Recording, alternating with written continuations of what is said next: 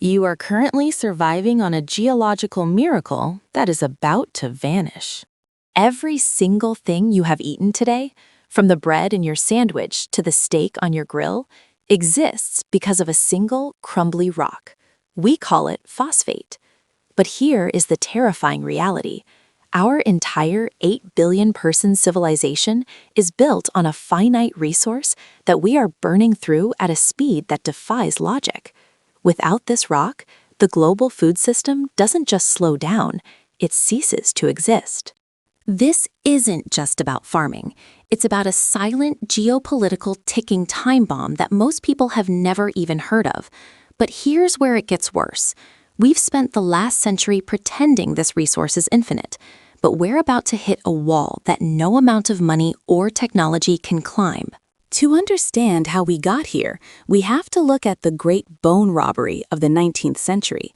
Back then, farmers realized that crops needed phosphorus to grow. They were so desperate, they actually dug up old battlefields, Waterloo, Leipzig, just to grind up human bones for fertilizer.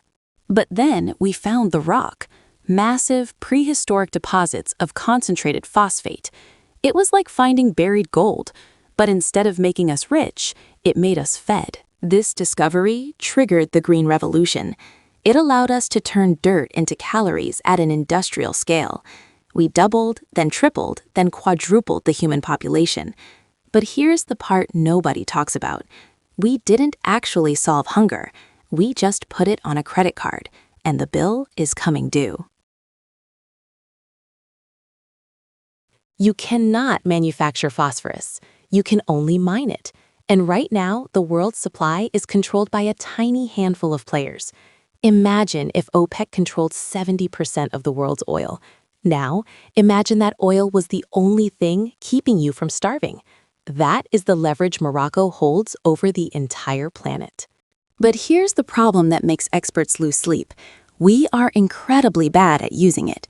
We mine this precious, non-renewable rock, turn it into fertilizer, and then dump so much of it on our fields that the plants can't even absorb it. Instead, it washes away into our rivers and oceans. This creates a double-sided nightmare. We are literally flushing our future down the drain, and as it goes, it creates massive dead zones in the ocean where nothing can live. We are poisoning our water to grow food we won't be able to grow in 50 years. This is the phosphorus paradox. We are dying for it, and it's killing us. You might think, surely we can just recycle it. But here's the part where the math gets scary. To recycle phosphorus from human waste and agricultural runoff would require an infrastructure overhaul worth trillions of dollars. We are currently choosing the cheap option because the market doesn't care about the year 2070. It cares about the next fiscal quarter. This is a silent war for survival. China has already started restricting exports to protect their own food security. Russia is doing the same. The global powers are quietly hoarding this rock, while the rest of the world looks the other way.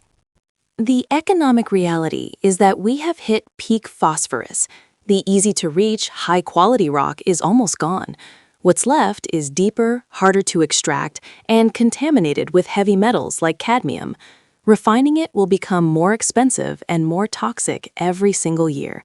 This isn't a maybe scenario, it's a mathematical certainty. So what happens when the rock runs out? Some say we will innovate. Some say we will mine the ocean floor or even the moon. But those are fantasies meant to keep you calm. The reality is that our modern world is a giant balloon, and phosphorus is the air inside. Every day, the hole in that balloon gets a little bit bigger.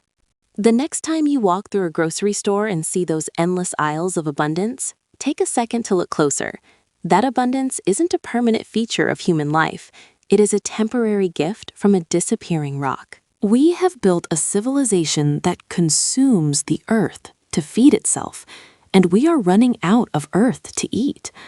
The rock is disappearing, and when it's finally gone, the feast ends. Remember that, because the war for the last grain of rice has already begun.